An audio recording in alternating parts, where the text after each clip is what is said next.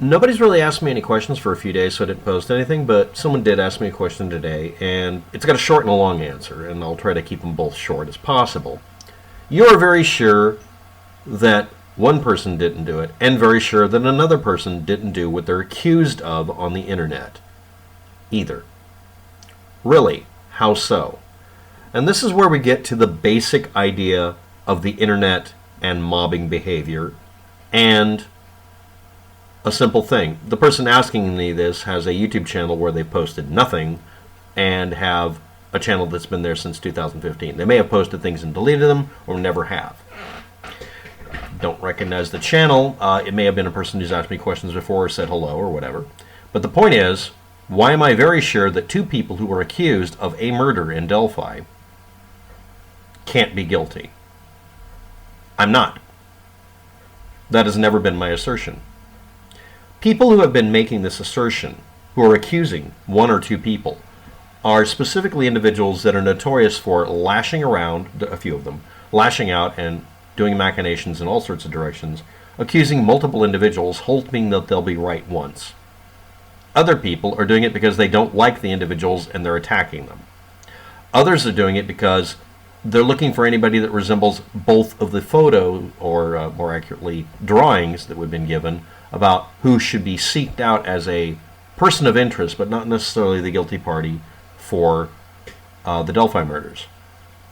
If you're not aware of this, this is a murder that happened in Indiana of two kids that happened a while ago that hasn't been solved because it was done in such a way that the person effectively got away. It doesn't matter that they tramped through mud or dirt. It doesn't matter that they went near a creek, or river actually in this case, or that they had footprints that could have been identified. They did, by accident or on purpose, enough things to make it to where finding out who did it hasn't worked. And we're also dealing with another problem. A police department that will not give us the raw data so that we can be done with examining the living hell out of something. Even information that was released immediately during the Las Vegas shooting in 2017 is still being analyzed by people to today. The majority of the analysis by, as far as the population, or sometimes called the Las Vegas community of researchers, has been done because it can only be done one or two ways. And yet, just a few weeks ago, I still have to watch the video on 5x5, another detail was dug up. That's the nature of giving out the raw data, as raw as possible. Most of them were literally feeds that were dumped straight to YouTube or on Facebook. Those are the most common ones. You might find this in TikTok videos, that sort of thing. If you can force download the videos at full resolution, at full frame rate, without interpolating it, you have the raw data.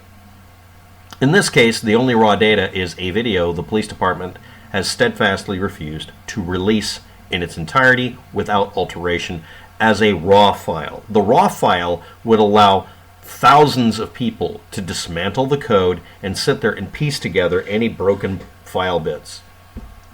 The presumption the FBI can do better than 100 extremely bored Redditors is a fucking dumb thing to come up with. I mean, really, I'm sorry, but I would dump this to Reddit day one. Well, actually, no, I would have waited until I was stymied. You know, for secrecy reasons, a lot of police departments, when they're investigating a murderer, want them to think that they got away with it. But we're at the point where that's not what's going on. They just don't know what they're doing anymore. Dumping the raw files, an image of the data recording on the memory chip, whatever. Some kid in India might be able to piece it together better than the FBI, because he might be doing it more because, in his case, he's getting paid every day to piece data together. All he'll want to know is, what was the name of the memory chip and what phone was it from? You can watch YouTubers from India piece together and do data recovery on literally chips that have been broken in half. I mean, it didn't affect the die in most cases, but they're able to do it. Why? Because of raw, blunt experience doing so for profit. They get good at getting all the data back. It becomes a mark of pride that they can do it. This was stored on a memory chip on one of the girls' phones, a video recording and an audio recording, maybe the same one. And without the raw data, we will never be able to go any further. And the police department is borderline being obnoxiously stubborn about this. Well, we've released the data. No, you didn't release the data image and you didn't just shut up and get out of the way. Like CNN putting a crawler on the bottom of a video during a massive problem in New York when buildings caved in. We need the raw data, and not providing it is absolutely fucking irritating. It's infuriating. Okay, that's my little rant about the police department in Delphi.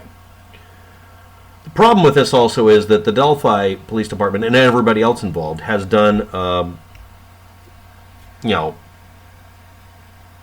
hinting at stuff and done everything else to make this very meme-worthy, and that's about it.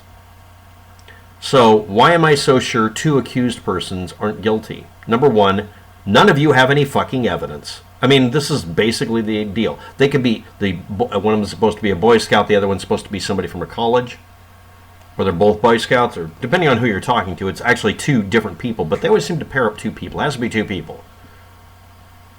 And their evidence is, I zoomed in on a single pixel and interpolated it with magic software, and it ends up being Paint or some other piece of software, sometimes they name it, and that doesn't provide us any new data. The reason I'm sure that they're not guilty is I didn't say that they're not guilty. I'm absolutely sure that no one has evidence against them. There's a very big difference. The person posting here could be guilty.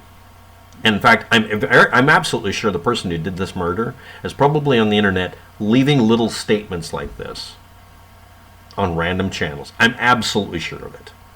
Because at this point, it's either a person who's smart and stayed off the internet and isn't going to talk about this ever so that they never get caught. Or it's a person who goes on the internet and messes with people and misdirects them. And may do it to get rid of somebody else they don't like maybe a Boy Scout or a college teacher or something else. Maybe one of the cops. You don't think of that? People create conspiracy theories so that they can have cloak and dagger bullshit in their lives that's real. They're playing games with reality. But so do some murderers. And they play into this shit very easily and can manipulate it very, very easily.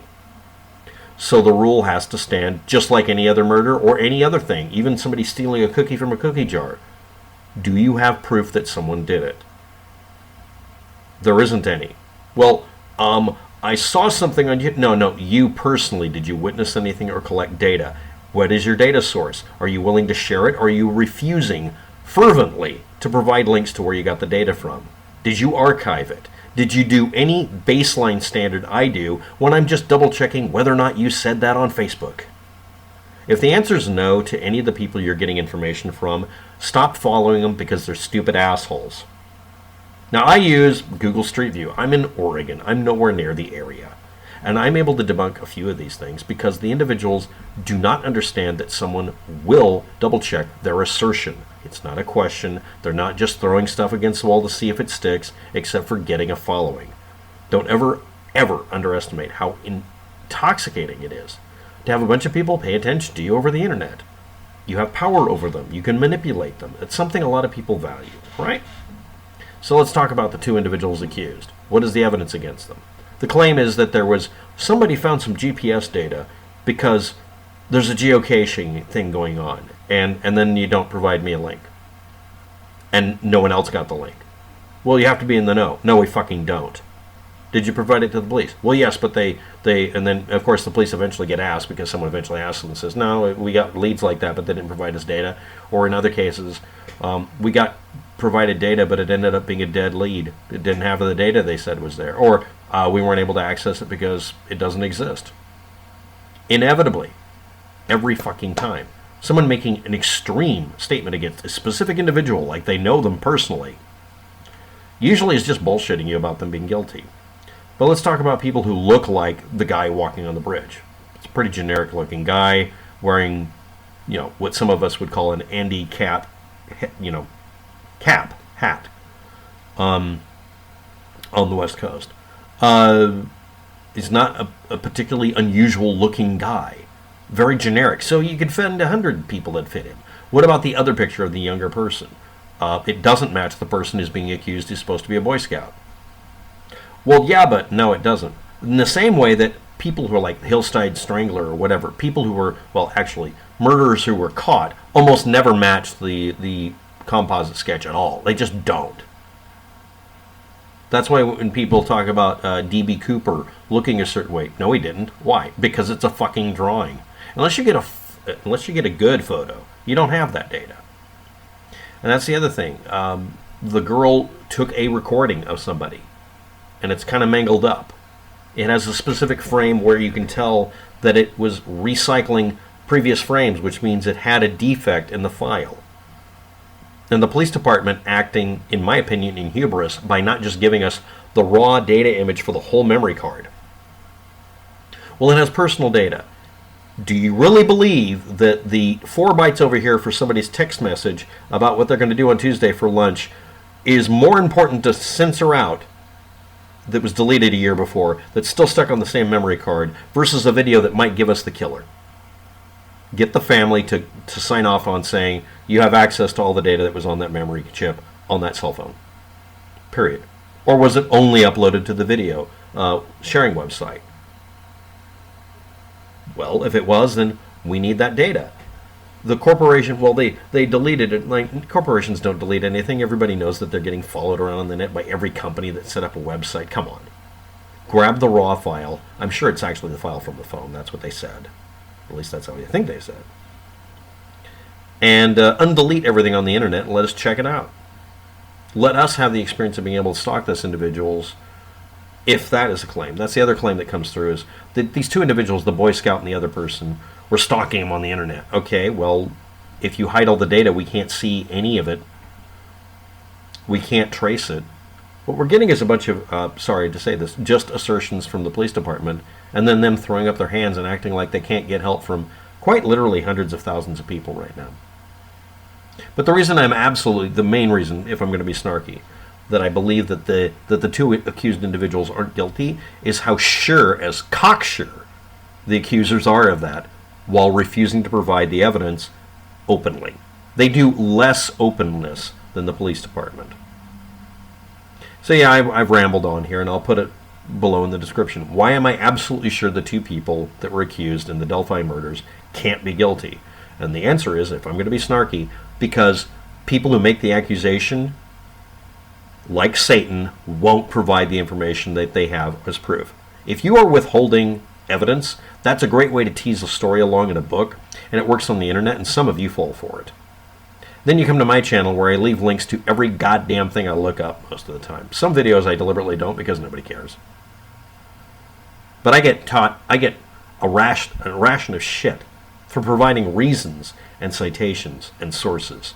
But somebody else who puts up a video and says, give me money on Patreon, who makes a bunch of accusations and makes it exciting, you people fall for.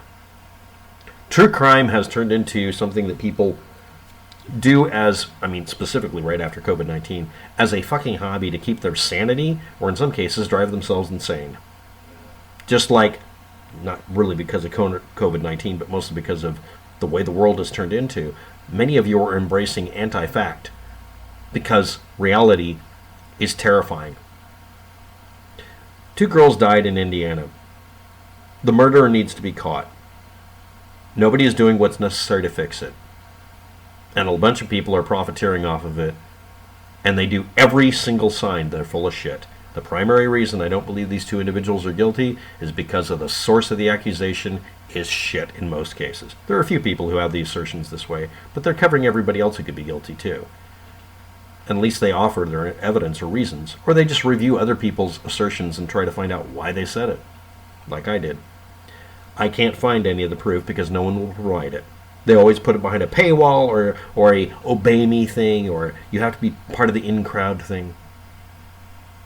You're all playing a goddamn game. This is like going to a party where you're all solving a mystery involving actors in the room. That's great. This is not an escape room video game. This is reality. Please stop treating it like a toy, a game, or a joke. Thanks for watching. Have a good day. Good luck with it.